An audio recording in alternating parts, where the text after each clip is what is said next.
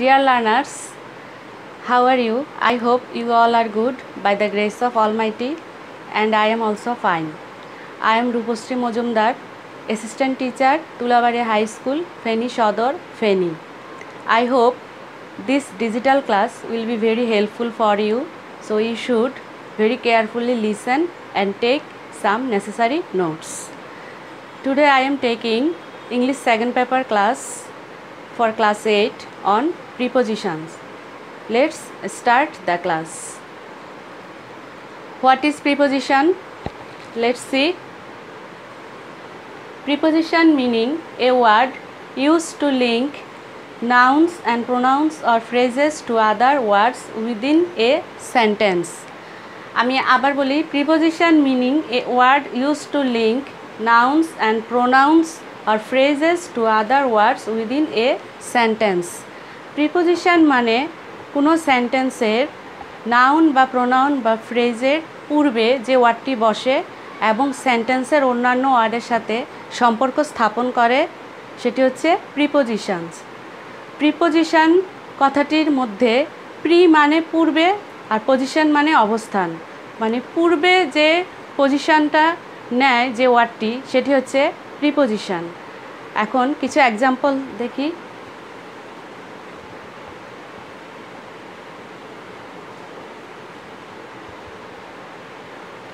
Examples of prepositions.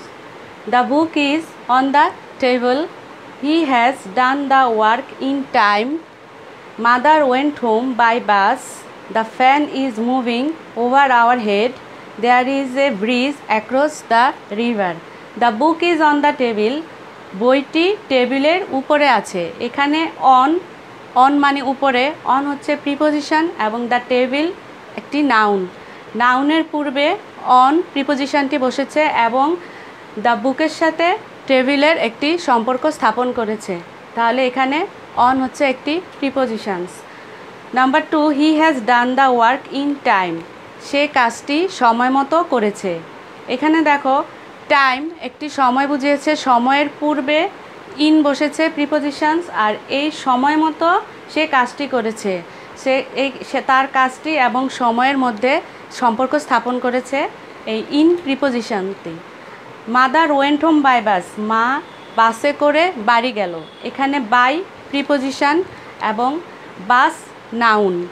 এই বাসে করে মা বাড়ি গেল, তাহলে বাসের সাথে মার বাড়ি যাওয়ার সম্পর্ক স্থাপন করেছে এই প্রিপোজিশন বাই। এভাবে the fan is moving over our head. Over মানে উপরে, ফ্যান ইজ মুভিং পাখাটি আমাদের মাথার উপরে ঘুরছে। এখানে ওভার মানে উপরে prepositions. There is a bridge across the river. Across মানে আড়াআড়ি। দেয়ার ইজ এ ব্রিজ, ব্রিজটি নদীর উপরে অবস্থিত, তাহলে এখানে অ্যাক্রস হচ্ছে প্রিপোজিশনস। এখন আমরা নেক্সট স্লাইডে যাব। How many types of prepositions? We know there are 7 types of prepositions. Let's see. Number 1, simple preposition, double preposition, compound preposition, phrase preposition, participle preposition, disguised preposition and detached preposition. আজকে আমরা simple preposition নিয়ে ক্লাসটি করব। Simple প্রিপোজিশনের মধ্যে কি কি পড়ে? In, on, by, for, since, এই প্রিপোজিশনগুলো সিম্পল প্রিপোজিশনের মধ্যে পড়ে। আমরা এখন নেক্সট স্লাইডে যাব এবং একটি পিকচার দেখব। এখানে লক্ষ্য করো, there is a table and the book is on the table. এখানে বইটি টেবিলের উপরে রয়েছে, তার মানে এখানে বইটি কোথায় আছে বোঝানো হয়েছে। অন দ্য টেবিল উপরে আছে, মানে উপর মানে এখানে পজিশন বোঝানো হয়েছে, তাহলে এটি একটি পজিশন বুঝিয়েছে। তারপরে সেকেন্ড পিকচারটি দেখো, এ man is going to the office. এখানে লোকটি কোথায় যাচ্ছে? অফিসের দিকে যাচ্ছে। এখানে কোন দিকে যাচ্ছে বুঝিয়েছে, তার মানে এটি একটি ডিরেকশান বুঝিয়েছে, তার মানে এটি the man is going to the office. এখানে টু একটি প্রিপোজিশন। তারপরে snow is falling in winter. এখানে সময় বুঝিয়েছে। উইন্টার মানে সিজন বা সময়, এখানে সময় বুঝিয়েছে যে স্নো কখন পড়ে, উইন্টারে পড়ে। তাহলে snow is falling in winter, in সময়ের পূর্বে ইন বসেছে। এখন দেখো নেক্সট স্লাইডে, এই যে there is a book on a table, position, a man is going to office, direction, snow is falling in winter, এখানে টাইম। এখানে এই পজিশন, ডিরেকশন এবং টাইমের পূর্বে যে প্রিপোজিশনগুলো বসে আমরা দেখলাম। এখন আজকে আমি এই টাইম সম্পর্কিত প্রিপোজিশন নিয়ে ক্লাসটি করব। তাহলে আমরা নেক্সট স্লাইডে যাই। টাইম সম্পর্কে প্রিপোজিশন নিয়ে আমাদের মাঝে মাঝে যে ইন, অন, অ্যাট প্রিপোজিশনগুলো থাকে, সাধারণত এই তিনটি প্রিপোজিশনের মধ্যে আমাদের একটু গণ্ডগোল লেগে যায়। এই তিনটি প্রিপোজিশন দ্বারা আমরা টাইমকে নির্দেশ করি, এবং এই তিনটি প্রিপোজিশন ছাড়াও আরও কিছু প্রিপোজিশনস আছে যেগুলো দ্বারা আমরা টাইম নির্দেশ করি, যেমন by, since, for, between, within. কিন্তু এই তিনটি প্রিপোজিশন আগে আমি তোমাদের একটু ক্লিয়ার করি। যেমন এখানে একটি দেখো পিরামিডের মতো আছে, পিরামিডটি উল্টো অবস্থায় আছে। এখানে ইন, সবার উপরে ইন আছে, যে ম্যাক্সিমাম প্লেসটা ইন, তারপরে অন এবং তারপরে অ্যাট। এখানে জেনারেল সময় বোঝাতে আমরা ইন বুঝাই, যেহেতু জেনারেল সময়টা বেশি বুঝাই তাই আমরা এখানে ইনটা উপরে বসিয়েছি। তারপরে স্পেসিফিক কোনো সময় বোঝাতে আমরা অন বুঝাই, তার মানে এটা জেনারেল পরে স্টেপ, তারপরে স্টেপে আছে অ্যাট। অ্যাট মানে ভেরি স্পেসিফিক কোনো সময় বোঝাতে বা পয়েন্ট অফ টাইম যেটা বলে সেটা বোঝাতে আমরা অ্যাট বসাই। এখন আমরা নেক্সট স্লাইডে যাই। আমরা অ্যাট দিয়ে প্রিপোজিশনগুলো দেখি। এটা পয়েন্ট অফ টাইম, নির্দিষ্ট সময়, নির্দিষ্ট সময় যেমন ক্লক টাইম, 4 PM, 2 PM ইত্যাদি। নাইট, ডাউন, ডাস্ক, নুন, sunset, midnight, present, lunch, breakfast, weekend ইত্যাদির পূর্বে অ্যাট বসে। এই যে পয়েন্ট অফ টাইম মানে নির্দিষ্ট যে সময়টা বোঝায়, সে সময়টার পূর্বে আমরা সাধারণত অ্যাট বসিয়ে থাকি। এই সময়গুলো হচ্ছে নির্দিষ্ট সময়। যেমন এক্সাম্পল দেখো, phone me at lunch time. Lunch টাইমে আমাকে মানে দুপুর মধ্যাহ্ন সময় আমাকে ফোন করো। Phone me at lunch time, এখানে মানে নির্দিষ্ট করে বলা হয়েছে যে লাঞ্চ টাইমেই ফোন করতে হবে। তার মানে এখানে নির্দিষ্ট হতে এর পূর্বে অ্যাট বসেছে। I usually get up at 6 o'clock, আমি সাধারণত 6টায় ঘুম থেকে উঠি। এখানে নির্দিষ্ট করে বোঝানো হয়েছে 6 o'clock, তার মানে সময়টা যেহেতু 6 নির্দিষ্ট, তাহলে তার আগে অ্যাট বসেছে।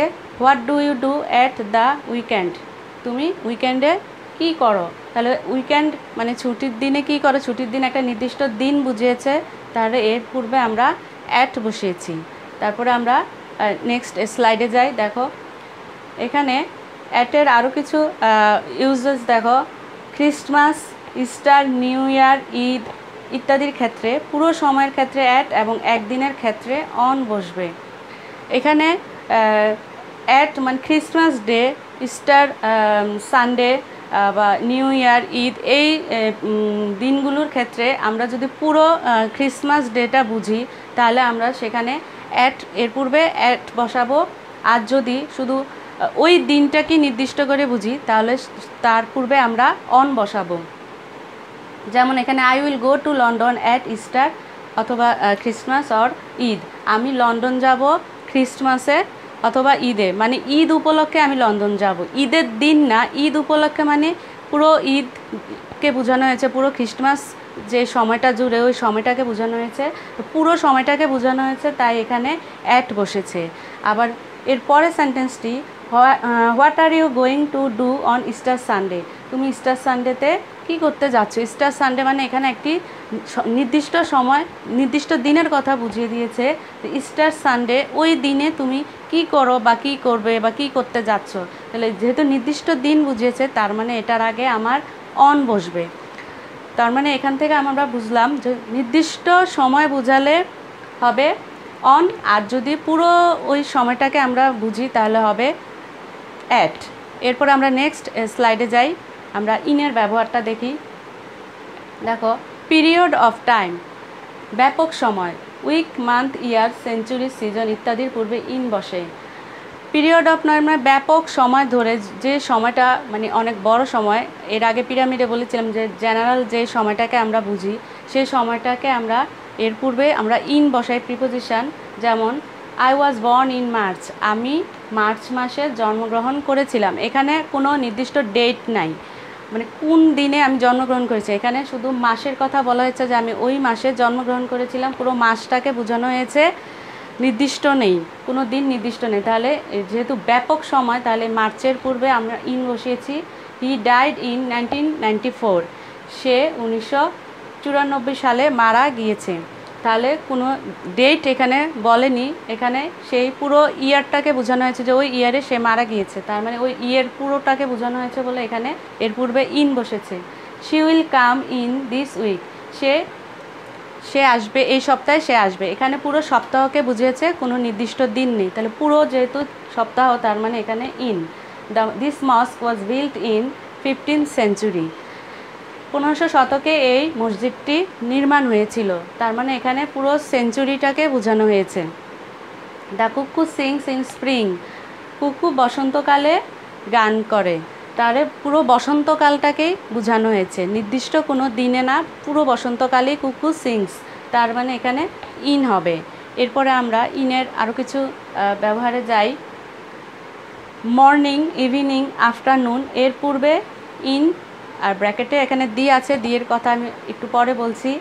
বসে যেমন আমরা I walk everyday in the morning, আমি প্রতিদিন সকালে হাঁটি। এখানে ইন দ্য মর্নিং, যেহেতু মর্নিং, ইভিনিং, আফটারনুন এর পূর্বে যদি দি থাকে, তাহলে সেই দি মর্নিং বা দি আফটারনুন, দি ইভিনিং টাইমের পূর্বে আমরা প্রিপোজিশন ইন বসাবো। যদি এখানে দি না বসে, তাহলে আমরা এখানে অ্যাট মর্নিং বা অ্যাট নাইট বসাবো। এখানে দেখো ইন দ্য বিগিনিং, সময়ের শুরুতে আমরা ইন বসাবো। ইন দ্য নাইট, যদি ইন দ্য নাইট যদি দা না থাকে, তার ইন দা হবে না, তাহলে তখন হবে at night. In the day time, in the past or in the future, in his youth, in a moment, in a short time, এই জিনিসগুলোর পূর্বে আমরা ইন বসাবো সময়ের শুরুতে। এখন আমরা নেক্সট স্লাইডে যাই। আমরা এখন অনের ব্যবহারে যাই। Preposition on, day or date, দিন অথবা তারিখ বোঝাতে আমরা অন বসাই। যেমন আই ওয়াজ বর্ন নভেম্বর 16, আমি নভেম্বরের 16 তারিখে জন্মগ্রহণ করেছি। এখানে দেখো, এখানে তারিখ মানে মান্থের পরে যে ডেট আছে, ডেটের কারণে এখানে অন হয়েছে। কিন্তু এখানে যদি ডেট না থাকতো, তাহলে কিন্তু এখানে ইন নভেম্বর হতো। এখানে যেহেতু ডেট আছে, ফিক্সড করে দেওয়া হয়েছে, তার মানে এখানে আমার অন বসাতে হবে। তারপরে I will see you on Sunday, আমি নির্দিষ্ট করে বলে দিয়েছি, কোনো উইক বলিনি, নির্দিষ্ট একটি দিন বলেছি সানডে। তার মানে নির্দিষ্ট হওয়াতে আমার এখানে অন বসেছে। তারপরে দেখো on time and in time, কখন অন টাইম হবে আর কখন ইন টাইম হবে। নির্দিষ্ট সময়ে আগেও নয় পরেও নয়, কোনো একটা নির্দিষ্ট সময়ের আগেও না পরেও না, একদম যে সময়টার কথা বলা হয়েছে সে সময়টাতেই যখন আমরা বুঝি, তখন আমরা তার পূর্বে আমরা অন টাইম, টাইমের পূর্বে অন বসাবো। যেমন the train came on time, ট্রেনটি কখন এসেছে, ট্রেন কেম অন টাইম, টাইমের মধ্যে এসেছে। মানে ট্রেন কখনো টাইমের আগেও আসে না, টাইমের পরেও আসে না, নির্দিষ্ট একটা টাইমের মধ্যে ট্রেনটা আসে। তো নির্দিষ্ট হওয়াতে এখানে অন টাইম। তারপর নির্দিষ্ট সময়ের পূর্বে যে সময়টাকে নির্দিষ্ট করা হয়েছে, যেমন we reached the station in time, আমরা এখানে স্টেশনে পৌঁছেছি সময় মতো। এখন সময় মতো এখানে আমরা আগে বা পরে, এখানে আমরা সেটা উল্লেখ করিনি।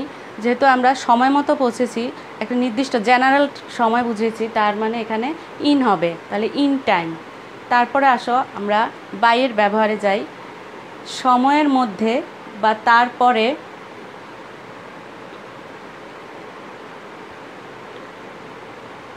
সময়ের মধ্যে বা তার পরে না, I will be at home by 5 o'clock, কোনো সময়ের মধ্যে বা তার পরে না, এরকম যদি বোঝায় তাহলে আমরা বাই বুঝে থাকি। যেমন I will be at home by 5 o'clock, আমরা 5 o'clock-এই বাড়ি পৌঁছাবো, 5 o'clock-এর পরে না, 5 o'clock-এর মধ্যে বাড়ি পৌঁছাবো। তার মানে এখানে বাই হবে।